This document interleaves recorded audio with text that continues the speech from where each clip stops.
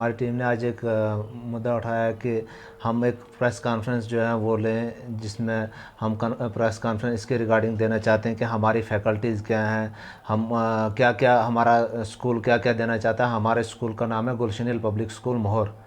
और हमारी जो दिन ब दिन कोशिश यही है कि आजकल के वो टाइम तो रहा नहीं कि पहले थोड़ा बहुत भी पढ़ लो तो चल जाता था काम। आजकल वो टाइम नहीं है।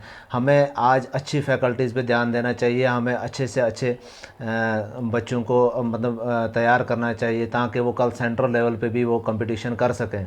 इसलिए मेरा ये हमेशा एक मुद्दा रहा हुआ है कि मैंने हमेशा एक कोशिश रखी है।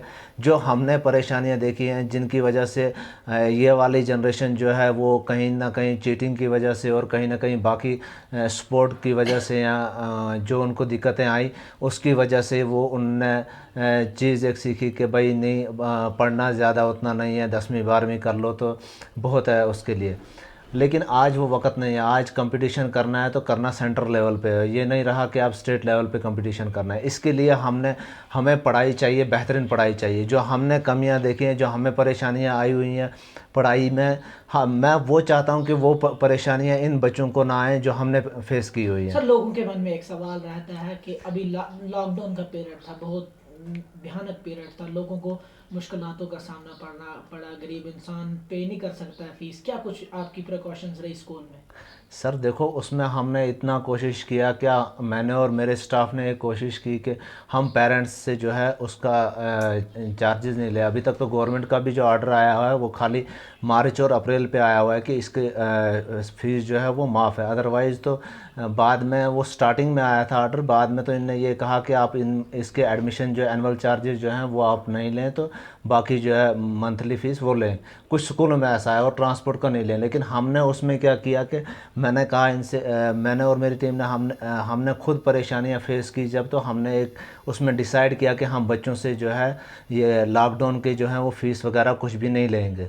इसलिए हमने लॉकडाउन की जो कोई भी फ़ीस अभी तक किसी बच्चे से कोई नहीं चार्ज की है और ना ही हम ले रहे हैं वो किसी से भी।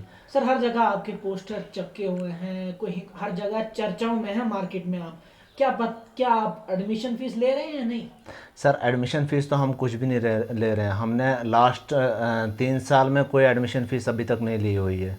हमने लास्ट 3 सालों में कंटिन्यू एडमिशन फ़ीस फ्री रखी हुई है, जिसमें कुछ एनुअल चार्जेस थोड़े बहुत जो नॉर्मली देने पड़ते हैं गवर्नमेंट को वो हमने लिए हुए हैं। अदरवाइज़ हमने ज़्यादातर जितना भी बजट हम मैंने अपना बच्चा कोई भी हो, चाहे वो पहले गवर्नमेंट स्कूल में पढ़ रहा हो, प्राइवेट स्कूल में पढ़ रहा हो, या घर में बैठा हो, या कहीं भी हो, मेरा इसका ये नहीं कहने का मतलब है कि मैं दूसरे स्कूलों को इससे मैं ये चाहता हूँ कि अगर किसी को परेशानी आ रही है तो मैं यतीम बच्चों को फ्री ऑफ कास्ट एजुकेशन दे दूँ।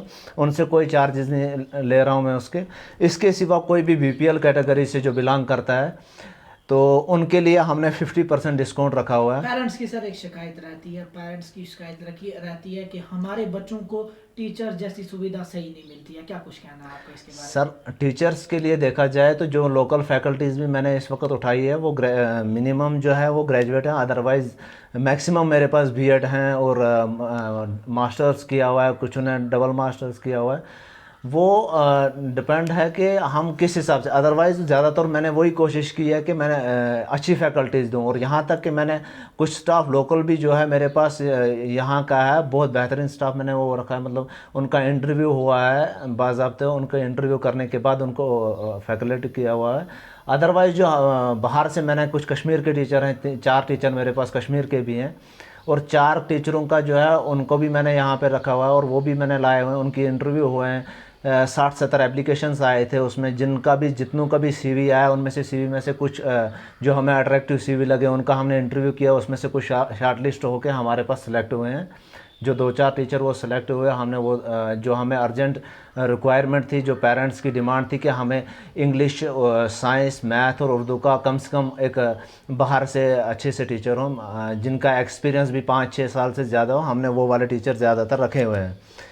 और इसके सिवा हमने क्या रखा हुआ है कि ये जो लास्ट 2 सालों में हमने एडमिशन का भी कोई लिया नहीं, और एडमिशन तो वैसे भी हमने इस साल भी फ्री रखी है। एनुअल चार्जेस जो मिनिमम हमारे लगते हैं, हमने वो एनुअल चार्जेस इस बार भी रखे हुए हैं। इसके सिवा अरेबिक, इस्लामियात और संस्कृति भी, अगर कोई चाहता है कि अगर हमारे पास असल में संस्कृति की फ़ैकल्टी अवेलेबल नहीं हो पाई, मोहर में वो थोड़ा मुश्किल हो गया, और बाहर से भी अभी वो अवेलेबल हो नहीं पा रहा है। अगर मैंने, मेरा ये मानना नहीं है कि मैं ये इसको इस्लामिक स्कूल के नाम से चला रहा हूँ। मेरा ये मानना है कि मैं चाहता हूँ कि अगर एक यहाँ पे मुस्लिम मेजॉरिटी है या हिंदू मेजॉरिटी जो भी है, मैं चाहता हूँ कि उनको दोनों रिलीजन को उनके हिसाब से मैं उनकी फ़ैकल्टीज़ प्रोवाइड करूँ। अगर मुस्लिम रिलीजन से हैं तो अगर उनको इस्लामियात, अरबिक वगैरह सब्जेक्ट की ज़रूरत है तो उनको उससे दिक्कत आ रही है, तो मैं नहीं चाहता हूँ कि यहाँ से जम्मू जाएँ, 5-10 हज़ार रुपये का किराया खर्च करें, उसके बाद वहाँ रहें।